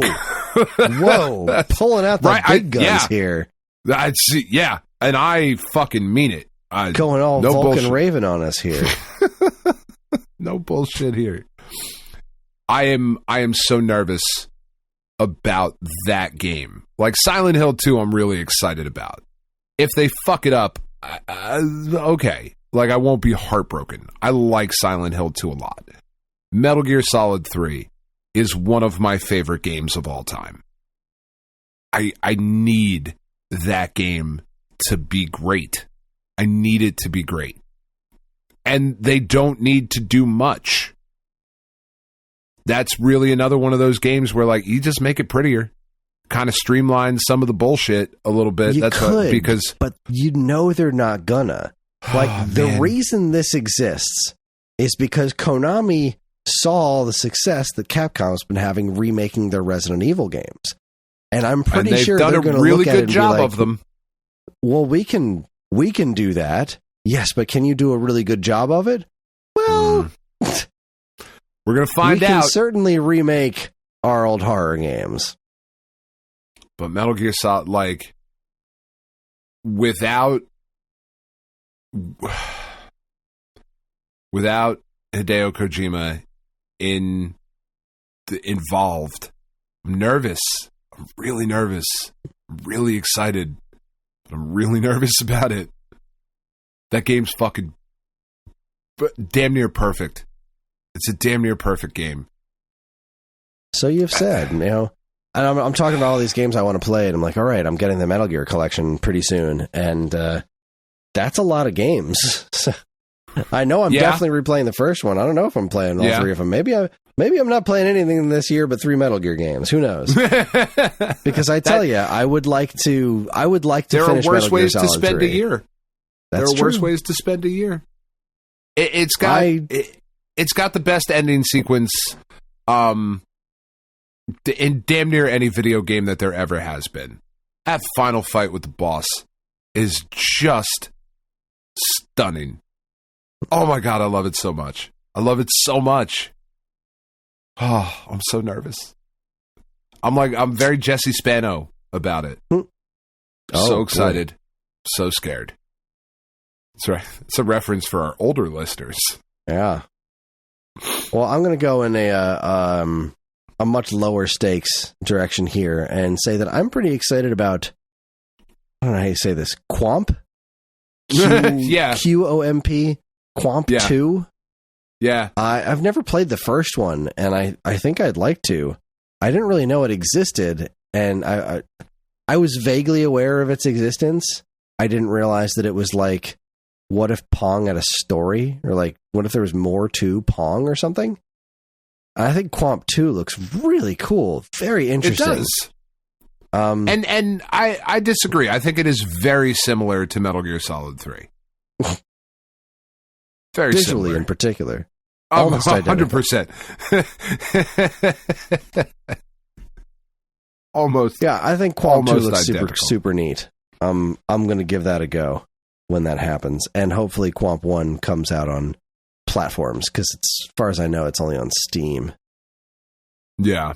All right, how many more you got? Because speaking of Steam, I'm running out of it. Not too many more. I find it odd that I am not at all excited about either Star Wars game coming out this year. Yeah, same here. Or 3, because Dark Forces Remastered comes out too. I just don't care, and I find that very strange. What's the other one? It's the Ubisoft one that's like open world. Outlaws and Hunters. Oh, and Hunters is the Switch one, right? Yeah, I'll believe that when I see it. They announced that one like 2 years ago. Like Star Wars Hunters, it's coming soon. What was popular Switch, a couple of years ago? Yeah, Switch, Battle iOS, Royale. and Android. That's the platforms for that one. Yeah, I don't know. You missed the boat, guys. The fucking Battle Royale thing is already gone. So what are you doing? What are we doing here? Swing and a miss. I am really excited, mostly because my wife is really excited for the casting of Frank Stone, which is the next Supermassive Games release. That's the kind of choose your own adventure horror games. This is the one that's set in the Dead by Daylight universe. I don't give a fuck about that. I just really like their games. They do really good work. The Quarry was really fucking awesome. Like all of the Supermassive stuff is just really, really cool. They have one that we're down. I can't remember the fucking name of it, but we're gonna play through it this year. We picked it up. It's the one that's all about H.H. Holmes, the Devil in the White City, the Chicago World's Fair. Like he had the big torture house. I'm not super into serial killers. I find them interesting, sure. But not the way like people get obsessed with serial killers, except for H.H. Holmes. That dude I just find fucking fascinating. But the new Supermassive thing is always going to be super exciting. And then I only have one other one that I'm really excited about. How many more do you have? 6. Oh my God. All right. Well, you just rapid fired a couple, so I'll rapid fire mine. I mean, one of them's super easy, the Rocket Knight Collection. We talked about it already. We don't need to do that again. I'm excited to try this game called Animal Well. Have you seen this one? I have not. I forget where I heard of this. It's Steam, or maybe I have Switch and PlayStation. I believe it's some sort of Metroidvania that's like animal themed. Okay, again, you throw Metroidvania in there, and I'm like, all right. I mean, yeah, it's pretty neat looking. You're this little like tiny black dot looking thing, and it's got some very interesting pixely graphics with a really interesting. Just the atmosphere in this is pretty wild. I'm looking at it right now. That looks kind of cool. Yeah. It was, where was this announced?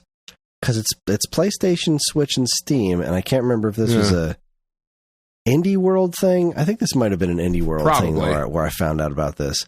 It looks real interesting. I'm kind of excited about it.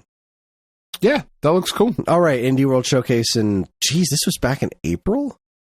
Wow. It said on Nintendo's officially site still has this listed as winter 2023. So I don't know what's going on with this one, but it's still on my list. World of Goo 2 is another one. It's a winner. Yeah. This one actually did get a release date. Hold on. Top Racer Collection. Oh yeah. Excited about. I think this is in March now. March 7th. I played so much Top Gear and Top Gear 2 on Super Nintendo. It was ridiculous. And these are the games that Horizon Chase is directly based off of. In fact, there's unique Horizon Chase content in this, and I don't really understand what it is, but I'm excited about it. And I also never put any time into Top Gear 3000. So I'm excited to give that a proper go, because that was a late Super Nintendo game, so I never picked it up, and then it became expensive, I think, and I just never did it. So I'm excited about Top Racer Collection. I'm excited about Euphoria 2. I still don't understand exactly what it is. Is it a remake of the first game? Is it a sequel? It's very strange. Sunsoft hasn't exactly been... what's the word I'm looking for? Clarifying. Not necessarily they're saying a lot of things. They don't seem to have the greatest grip on the English language, and I think it's pretty amusing that they're just not even really trying. They're just like, we're gonna do our best, and you parse this out. And I'm fine with that. Good, Godspeed to you. I really like the original Euphoria, and I am very excited to play a new version of it. I think this new one looks really cute. And then I just have one left, and I'm 90% sure it's coming out this year. I'm pretty sure it doesn't have any kind of actual date, but this is one of the highest ones on my list is Anton Blast. I think that game looks incredible. Yep, that is Penn's #1 game of the year. She has been playing. There was a Steam thing that they put out. She's been playing that nonstop. She is so fucking excited. She got really upset that we couldn't just pick up and fly out to Seattle for PAX West because Anton Blast was like doing a thing out there. I was like, we can't just fucking go. Like, it's not a thing we could do. Seattle or Portland or wherever the fuck it was. She was like, oh, we'll go get some plane tickets. I was like, oh yeah, no problem. We'll just fucking hop right on that. Yeah, take right care of that with all the money I don't have. Yeah, exactly. No. Anton Blast looks fucking that looks so great. Fucking cool. I am so into this game. I'm very excited about it. I am super interested in that one as well. The last one that I have, I'm really, really excited for this.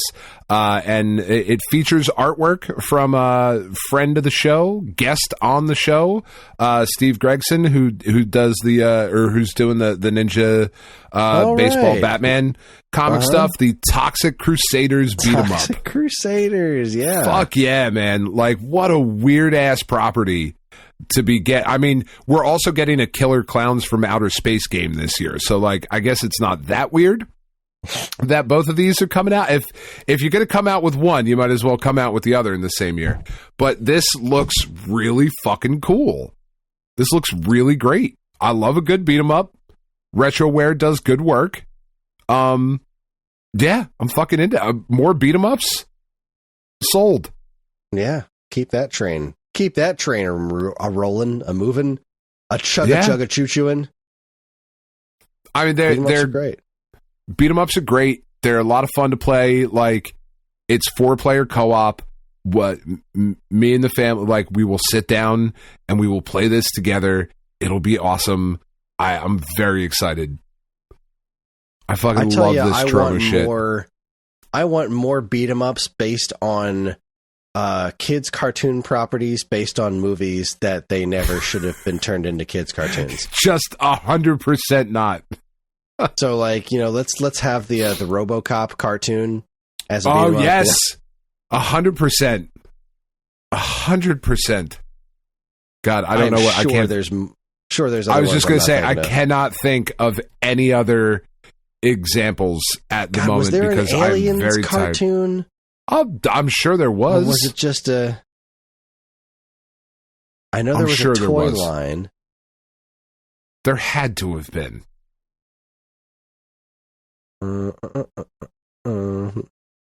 Let's get some Exo Squad going on there, huh? I want a hyper-violent Widget the World Watcher beat 'em up. Oh my god! Give me a fucking beat 'em up based on like the Snorks or something like that. Yes, Smorks versus Snurfs. Wow, I just said Smorks versus Snurfs. I was going to let it go. Smurfs. I wasn't going to say anything about it. That what's crazy about that is we just went through this whole list, which took longer than I thought it was going to, and this is again. Like we say this every year, this is just the stuff we know about today. We're recording on January 12th. That does not include all the shit that they're going to be like, and you can buy it right now. Like, there's going to be so much other shit that comes out this year. We haven't had any Nintendo Directs yet. Like, no Nintendo Directs. We might get a Switch 2 announcement this year. Like, I do think we're going to. I do think this is it's time. It's time. Like, there's still life left in the Switch, but it's time. It's time for a successor. I would not be surprised if we got a PS5 Pro announcement as well. I don't know about Xbox if they're going to do like a Pro version, or if they're just going to go multi-platform and like officially announce Games Passes on everything. But it feels like it's about time for that. Man, fuck you. I really hope Hollow Knight Silksong is this year. I really fucking hope it is. Well, we're just going to continue to hope and say that is our show. All right. Because it's tomorrow and it's time to go to bed. That is our show. Join us next time for the 10, 20, 30, 40, maybe. I'm going to say probably. It's the final episode before episode 500. So, I don't know. We might do something stupid, but I think we finally have a grip on what we want to do for 500. So, we just got to make it work. That. Yeah. Did we talk about we did not. The cartoon thing? We did not. We did not. Okay. So, I think we should mention this now to give people time to jump in for our first episode of the cartoon thing. Right? All right. Does that seem fair? Did we come up with a good name for the cartoon thing? Or are we just calling it the cartoon thing for now? I want to call it the Stone Age Gamer Cartoon Express. Because that's right. Missed the USA Cartoon Express. Yep. All right. So Dan had this fantastic idea. This is all him, and he should be damn proud of himself. So we've run out of starter kits, and we needed to find a new monthly thing to replace the starter kits with. And we're replacing it with the Stone Age Gamer Cartoon Express, which is every month we're going to pick a random old video game cartoon, and we're going to watch it. We'll announce it on the show, and then we will talk about it on the show. It's everything going from like the old Pac-Man cartoons all the way up to the weird Canadian CG Donkey Kong Country, but nothing past that. Yeah. So none of the new Sonic stuff, not exactly. Pac-Man, the Ghostly Adventures, which was actually a really good show. Like old shit. Yeah. So Evan's actually not on right now to pick the random episode, and I didn't put together the playlist yet to have Plex pick us a random episode yet. That's all right. We'll announce the episode next week. Yeah, we'll announce exactly what the episode is next week. I did think it might be kind of amusing to start specifically with the Bubsy pilot. We'll see. Knock that one out of the park. But yeah, we'll see. We'll do a little bit more discussing in the not too distant future and get that sussed out. But yeah, that's what we're going to be doing once a month, the Strange Gamer Cartoon Express. I'm very excited about this because these shows are all terrible and they deserve to be discussed. They do. And that's kind of the point, though, is that we're not watching them specifically to make fun of them. We're going to watch it like we want to take this like objectively. I haven't seen most of this shit, if we're being honest. And what I have seen, I haven't seen in 20 fucking years, you know? This will be great. Yeah, I'm really excited about it. Since I've watched a lot of this stuff, so and there is also a lot of it that I haven't seen. So yeah, I'm pretty jazzed about it my own self. It's going to be a good time. Yeah. All right. With that is our show. I accidentally closed the script. There it is. Yeah, there we go. There it is. We're on most social media platforms, and if you want to get in touch with us, we aren't very difficult to find. All it takes is a quick look at our show notes, and you'll see links to our social media accounts, as well as all manner of other fun stuff, like a link to our namesake, StoneAgeGamer.com, and more useful links than you can shake a joystick at.